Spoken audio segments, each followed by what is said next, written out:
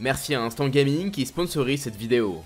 Instant Gaming est un site de clés en ligne où vous pouvez acheter des jeux moins chers, c'est le site que j'utilise afin d'avoir de grosses réductions. Actuellement, il y a un concours dans le lien dans la description où vous pouvez tenter de gagner le jeu de votre choix. Marquez juste votre jeu et cliquez sur participer. Allez, bon courage à tous et bonne vidéo. En me promenant dans des forums spécialisés, dans les commentaires de certaines vidéos YouTube ou encore sur Reddit, j'ai pu voir que beaucoup de monde avait tendance à considérer Satoru comme un personnage trop puissant et donc peu intéressant. Et avec Azuria qui est fan de manga et qui a fait les recherches pour cette vidéo, on n'est pas d'accord avec ça. Alors, Azuria s'est dit que ça pourrait être sympa de discuter de comment fonctionne la tension narrative. Parce qu'un personnage qui viendrait régler toutes les situations à lui seul, ou pour lequel on trouverait des excuses bidons pour l'empêcher d'intervenir, ça serait vraiment frustrant. Mais est-ce que c'est vraiment le cas ici? Si vous regardez cette vidéo, on considère que vous avez au moins connaissance de la première saison de l'anime. Et pour le reste, ne vous en faites pas, vous serez prévenus. Bref, parlons de Satoru Gojo, le plus grand des exorcistes. Les pouvoirs de Gojo sont souvent mal compris des fans et il faut dire que s'ils sont d'apparence très simple, leur fonctionnement est bien plus complexe. Pouvoir de l'infini.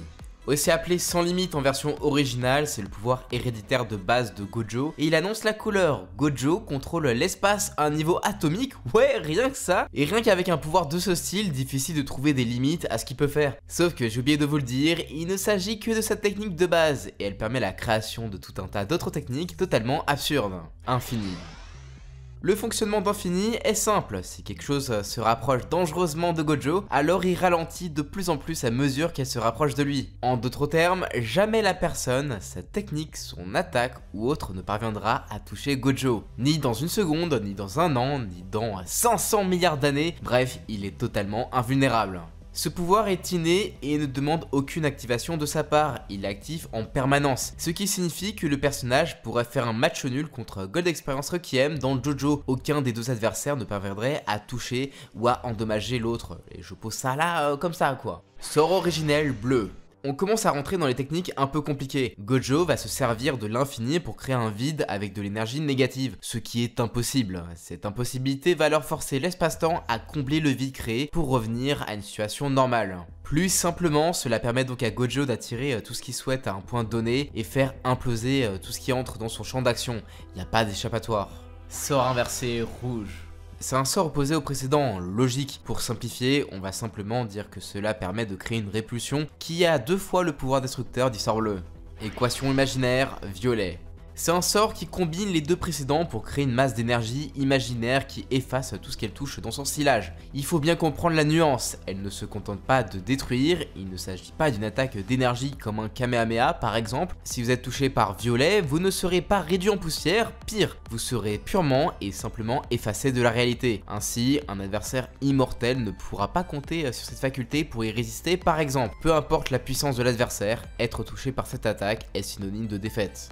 Extension du territoire, sphère de l'espace infini. Ah, son extension du territoire, elle permet de faire tout ressentir, tout voir et tout l'inverse aussi, le tout en même temps. Aucun esprit ne peut supporter ça et se retrouve juste paralysé par la quantité infinie d'informations. Il peut l'activer pour une durée très courte ou alors indéfiniment, à volonté, autant de fois qu'il le souhaite par jour, enfin c'est broken encore une fois. Sixième œil. C'est une technique mal traduite en français puisqu'elle s'appelle normalement les 6 yeux et vous le verrez, cela aura une importance pour plus tard. Avec tout ce qu'on a vu jusqu'à présent, vous vous dites qu'il doit consommer pas mal d'énergie occulte, le bourg? Eh bien non, grâce à ses yeux, ses coûts en énergie occulte est divisé à un degré quasi infini, ce qui lui donne donc une énergie illimitée comme s'il avait besoin de ça en plus. En plus de tous ses pouvoirs, Gojo dispose d'autres capacités mal définies comme la possibilité d'inverser les choses à l'infini et ce sans limite encore une fois. Il peut donc se soigner, changer l'état de toute chose, etc. etc.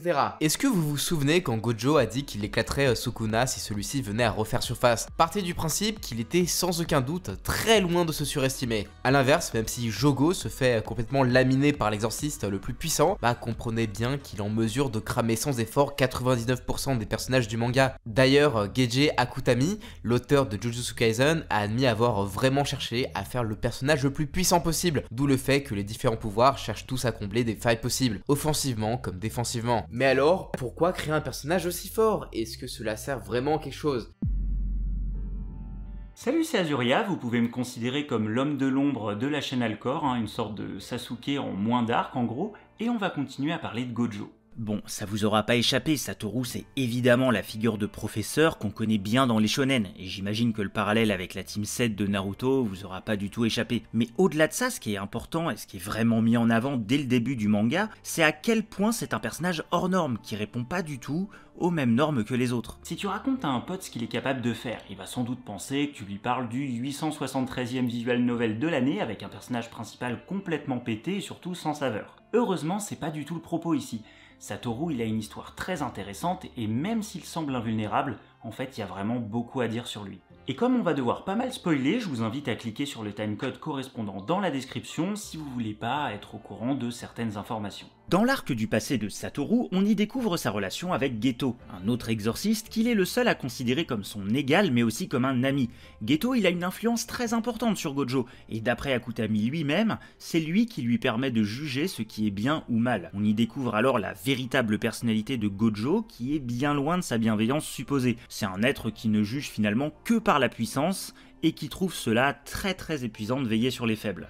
Il est victime de ce qu'on appelle un complexe de Dieu. Il possède des capacités tellement exceptionnelles qu'il a une confiance absolue en lui-même et qu'il ne se conçoit même pas capable de faire des erreurs finalement. Du coup, lorsque l'on apprend que son seul ami est en réalité un maître des fléaux, Gojo se sent blessé dans son orgueil. Et après avoir longuement hésité, il se résoudra même à le tuer lorsque celui-ci s'en prendra à l'école de Tokyo. Mais le pire arrive juste après le décès d'une jeune femme qu'il avait juré de protéger. Face à son adversaire, il oubliera très vite sa peine lorsqu'il éveillera les véritables capacités du pouvoir de l'infini, ce qui lui fait ressentir une fierté insensée, surtout dans un moment pareil, et il ira même jusqu'à citer Bouddha en se mettant à sa place. Partout dans les cieux et sur la terre, je suis seul l'honoré. Avec une telle crise d'ego, il semble juste être un monstre finalement, mais mettez-vous à sa place ou plutôt à son échelle. Même si vous essayez d'éviter d'écraser des insectes par exemple, si cela vous arrivait par inadvertance ou si l'un d'entre eux venait vous importuner, comme les moustiques l'été, ce genre de choses, il est très peu probable que vous ressentiez la moindre culpabilité à l'achever froidement, et même si c'est le cas, ça vous empêchera pas de dormir. Vous vous souvenez de l'erreur de traduction qu'Alcor a évoquée plus tôt avec le 6e œil à la place des 6 yeux?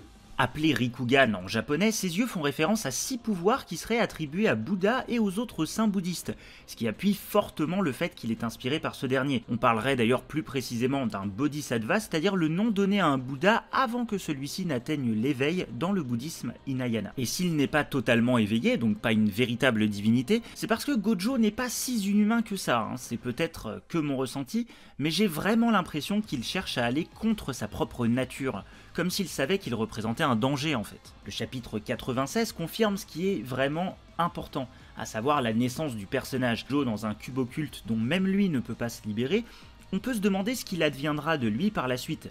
Parce que bon, ce serait étrange que cela ne soit qu'un moyen de se débarrasser du personnage définitivement. D'une manière ou d'une autre, Gojo finira sans doute par revenir, et a priori, à la fin du manga. Mais est-ce qu'il sera un allié de choix ? Ou est-ce qu'il deviendra un antagoniste? Impossible à prédire pour le moment, et d'ailleurs c'est peut-être ça qui fait la beauté du personnage. Vous l'aurez compris, Gojo n'est pas un élément extérieur à l'histoire, son existence fait office d'obstacle, et c'est la raison pour laquelle l'Alliance des Fléaux n'est pas passée à l'action. Vous pouvez le voir comme une sorte de Dumbledore en fait, avec de plus beaux yeux. Trouver un moyen de se débarrasser de Satoru, c'est l'objectif numéro 1 des antagonistes, car sans cela, il est impossible pour eux de mettre en place leur projet d'annihilation de la race humaine. Le chapitre 96 confirme ce qui est vraiment important, à savoir la naissance du personnage, qui a changé immédiatement le rapport de force entre exorciste et fléau. C'est plus qu'une arme au service d'une organisation. Gojo, c'est le messie. En ouvrant les yeux, Gojo avait déjà littéralement changé le monde. On n'a donc pas affaire à un personnage qui vient résoudre l'intrigue à lui seul, mais au contraire quelqu'un qui lui donne vie et qui est essentiel à son bon fonctionnement. Bon, si Gojo n'en est pas un Deus Ex Machina, c'est quoi exactement? Dans le sens contemporain, on pourrait dire que c'est un personnage ou un événement inattendu qui vient opportunément dénouer une situation dramatique. Si on revient sur Gojo, qui est un personnage qui ne résout rien, il empêche simplement une situation déjà problématique d'empirer. Même si Satoru est suffisamment puissant pour vaincre n'importe lequel de ses adversaires, cela ne veut pas dire qu'il peut se trouver partout à la fois et qu'il soit suffisamment efficace pour arrêter la prolifération des fléaux qui dépendent, je le rappelle, des émotions humaine. S'il décidait d'utiliser ses pouvoirs sans modération, il ferait certes le ménage, mais il finirait surtout par tuer des millions de personnes et ne serait pas forcément différent d'un Sukuna qui était humain à l'origine, ne l'oublions pas. Quand on voit le mal qu'ont pu faire certains exorcistes au fil des siècles, la question du danger potentiel représenté par Satoru se pose. En tout cas, ça représente plus un risque supplémentaire qu'une possibilité de tout régler. Tirer au bazooka sur votre maison parce qu'un nid de frelon est accroché à votre fenêtre, ça devrait marcher, mais je suis pas sûr que le résultat vous plaise. Enfin bref, voyons ça avec quelques exemples. Les Dragon Ball dans le manga éponyme par exemple, même si elles ont le potentiel de pouvoir régler la plupart des situations, Toriyama fait toujours le choix d'en détourner l'usage, comme avec Oolong qui demande une culotte dans l'arc Pilaf alors que des possibilités immenses s'offraient à lui.